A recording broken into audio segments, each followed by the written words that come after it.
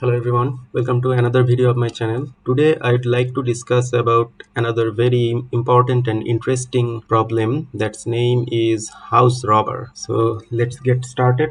At first let's see what this problem says. This problem says, suppose a robber has come to a particular area. Each house of that area has a definite amount of money which the robber can rob. That means we will be given a number of houses or all the houses of that very area, and by house we will mean that there are certain amount of money in each house. We will get the number of the amount of each money of that house. Then the robber can rob any house of that area as per his wish, but there is one condition. What is the condition? It says he cannot rob two adjacent houses. That means if there are 100 houses, the robber can rob or start robbing any from any of the house, no problem. But he has to keep in his mind that if he robs I number house, then he cannot rob either I plus 1 or I minus 1 house. Now we are to find out the maximum amount of money the robber can rob with that condition. Let's see some problem example. So here is an array that says there are four houses. Each house has certain amount of money in it. Here the first house has one amount of money, second house 2, third house 3, and fourth house has 4 amount of money. What can we do? What can the robber do? He can start from 1. If he start robbing from 1, he cannot go to 2, but thus its next index, so he needs to go to 3. So in this case he gets 3 plus 1 plus 3, that means 4. He gets to rob 4 amount of money. If he doesn't choose 1, he takes 2, then he cannot choose 3. So simply he will go to the next house, and he will get 3 amount of money. Or even he cannot choose any one of them, 1 2, he simply choose 3, but in that case he cannot choose 1. So there will be many conditions. To be precise, there will be exponential type of decision for him. So here the answer would be 4. The maximum amount would be 4. Let's see another one. Let's get started with 2. Then 7 cannot be robbed, so 9 is the number, and then 3 cannot be robbed, 1 is the number, so we get what? 12 in this case. If he discards 2, then 7 is the number, then 9 cannot be robbed, 3 is the number. In that case we get 10. So here we can see that 12 is the maximum amount. Now how are we gonna solve this? From the caption you get to know that we solve this using dynamic programming. But at first I would like to go through the Memoized recursive approach. I'll tell you why. So recursion with memoization, what do we have to do? As you know, what do we do in recursion? We find out the base case and the recursive case. So at first we'll find the recursive case or the recurrence relation. That means using which we will get to solve the sub problem gradually. Then we'll have to find out the base case, and for the memoization part we'll have to keep an array to store the result of this subproblem, so that as we know that in recursive calls similar number of calls get called several times, and this is one of the main reasons for recursive relations or recursive solutions to get time limit exception. So we need to fix this thing, we need to tackle this thing. What do? We can use the values from the array for memoization. That means if we go to a particular index, we check that yes, whether this index has got new value or not. If it got new value, simply return the value, no need to go for further calculation. Now let's see this example. How can we solve this in this approach? What can be our solution approach? You also get to think about this. This is the very important part. I'd say most important part of this video. What we can do is we can go to the first house, the robber can go to the first house and rob amount 4. In that case, what he can do, he can simply not go to this one. So he will take this money from this house and then he will further go to this index and repeat the process for rest of the array, isn't it? This is what our problem says.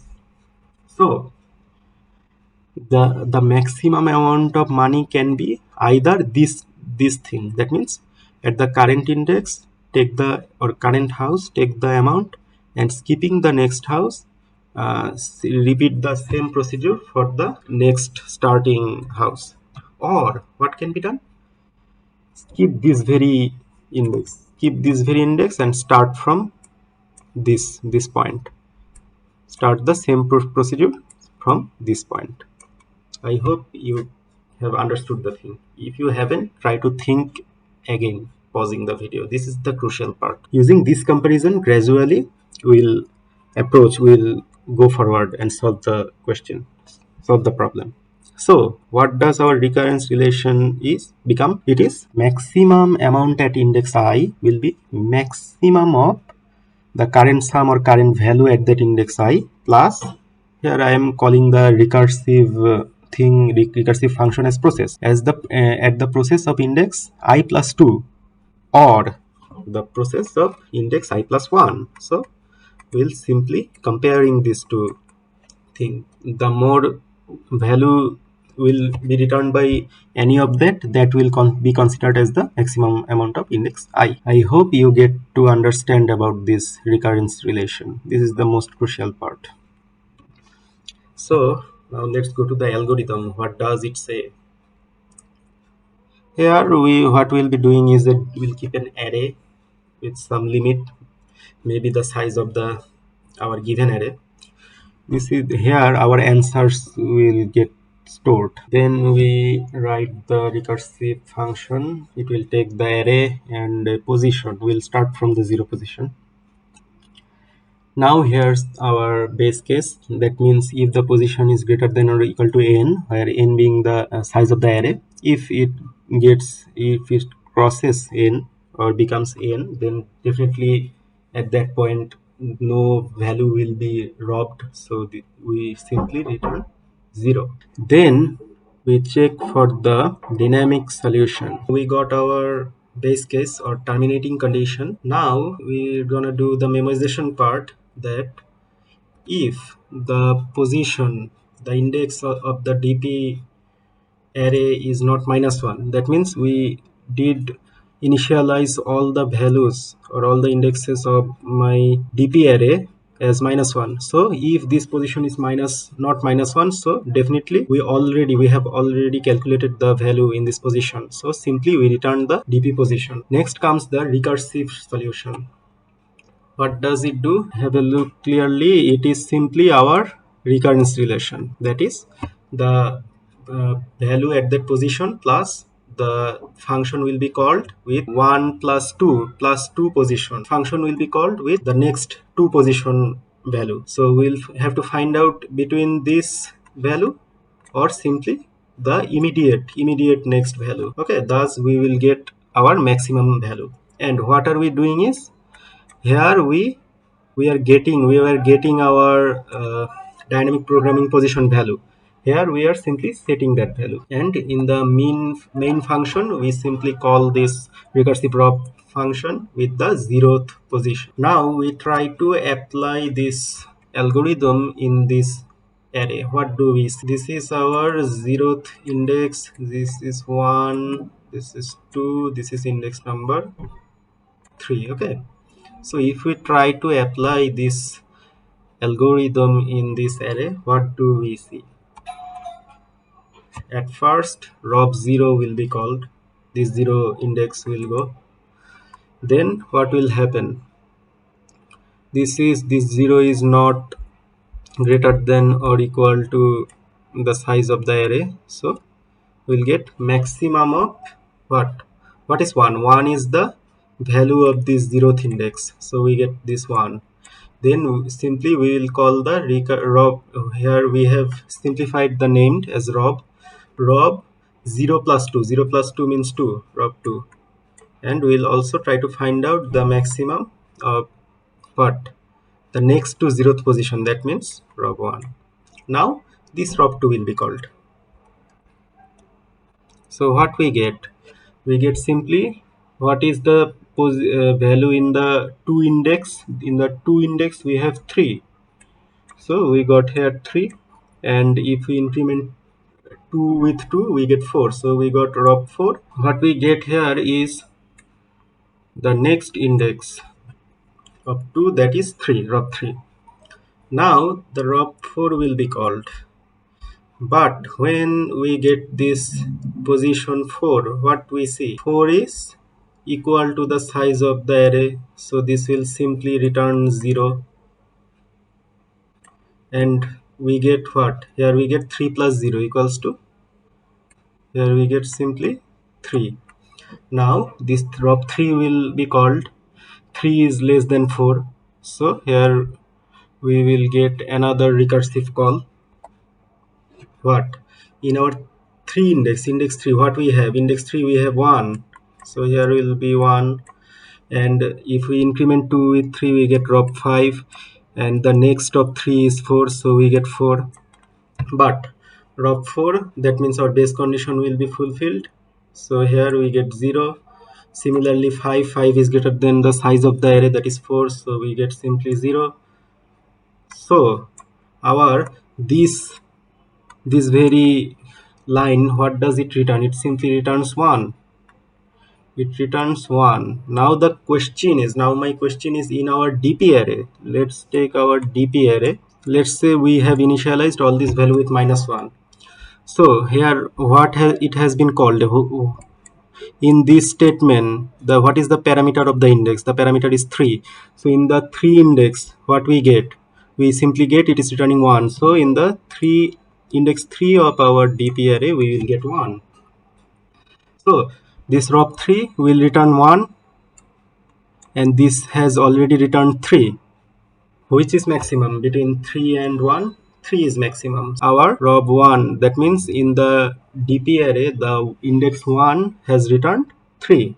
What is index 1 here? This is index 1, so we place 3 here. So this has returned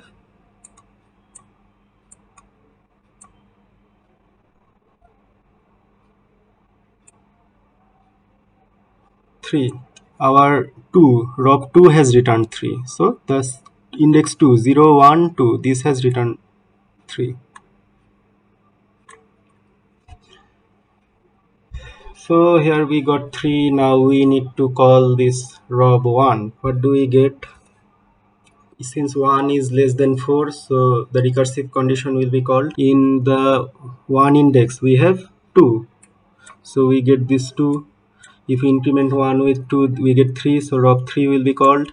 And also the next to 1 is 2, so rob 2 will also be called. There's the important thing to notice is that when rob 2 will be called, sorry, at first rob 3 will be called. So have we calculated the value of rob 3 earlier? Can you check? How can we check? We can see the DP array. Do we have any value in the 3 index? This is 0 index, this is 1, this is 2, this is 3. So we have our value at 3 index, that is 1. So if we have found already this without -1, so we simply will return this value. In the dp3 we already got 1, so we simply write here 1. No need to go for further recalculation. This is the beauty of memoization. Here we got 2 plus 1 equals to 3, and when rob2 will be called, have we already calculated its value? Yes, we have. This is our rob2, which has returned 3. So simply we get here 3. I forgot to mention one thing. Since this rob2 has returned 3, 1 plus 3 we get 4 from this part, and we have already got the values without further going to the recursive solution. We simply got our values from the dynamic programming table. So what is the maximum between 3 and 3 is 3. Simply this rob1 will return 3, And what we do, we in the one index 1 of dynamic programming table, we keep the value. So here we put the value 3. Now what is the maximum between 4 and 3? The maximum between 4 and 3 is 4. So we get our final answer. That means row 0 in the 0th index of our dynamic programming table, we get this 4, and this is our very answer. Now the question is, what will be the runtime and space time complexity of this algorithm? We can say that the running time complexity of this algorithm will be O of n. Why? Because we will try to go each of the element once. If it is being repeated, we have using memoization. So this the runtime complexity will be O big of O of n, and since we have already stored here an extra array named dp which takes n elements, so our space complexity will also be O of n. Now let's try to solve this in Leetcode. What we get, let's see. This is our house robber problem and this is our solution. Let's run it. What do we see? We got accepted.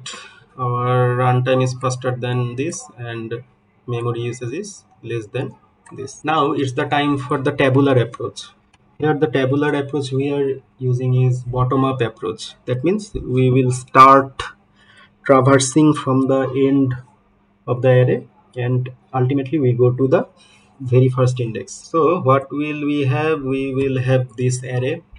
This will contain n plus 1 because we will put our base case in dp nth index and our answer will be in dp 0th index. So we are taking extra 1. At first we are giving the base case as dpn with 0. Now we will iterate over the array from backward to forward. That means from n minus 1 index to 0th index. Since we are following the bottom-up approach, we have kept a variable here. We have taken the value at that very index. We have done that. We have checked if I plus 2 is less than or equal to n. We add what? With the summation, we add that I plus 2th index value with the sum, and then we apply our recursive relation. That means in ith dp position we get the maximum between the sum and the immediate next position of that ith index. At last we return the 0th indexed value. Now let's see how we can solve it with our given array.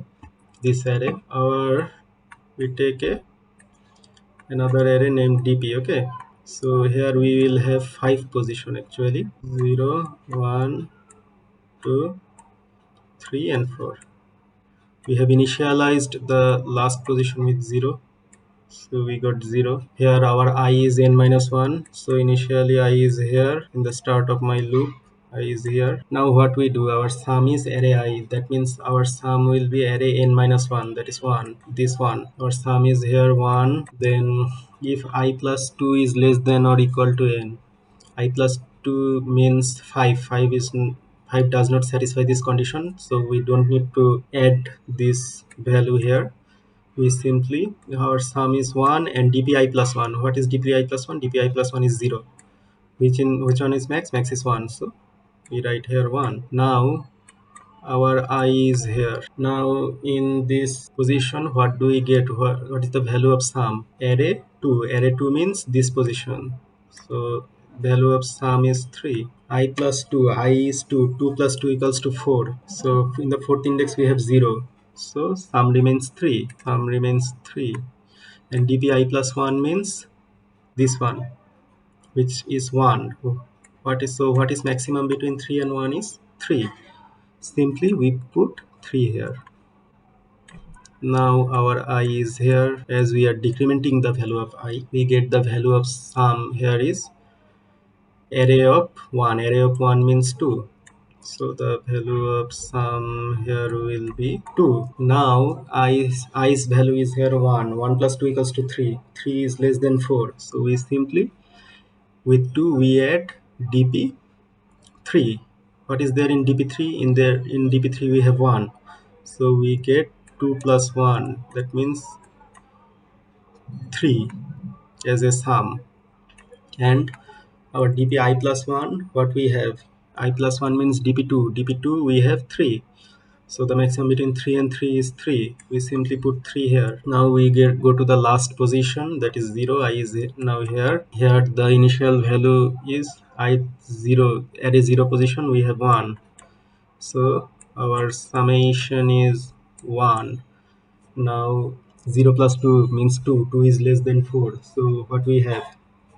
We have dp2. What do we have in dp2? dp2 position we have 3. So we have 1 plus 3. That means we have 4 here. Now in the sum we have 4. And what do we have in dpi plus 1? In dpi plus 1, that means dp1 we have 3. Now we compare these two. What do we get as a max? As a max we have get 4. So in our 0th index we got 4. Thus we solve this problem using dynamic programming tabular approach. This is we call the bottom up approach. That means we start from the very ending of our array to go to with the base case and finish at the very starting of our array with the answer. And this guarantees us with a runtime of big O of n. And as we are taking an extra array named dp, this one, so we get a space time of also big O of n. Now let's try to solve this in Leetcode. So this is our approach, exactly what we have seen. Let's run it.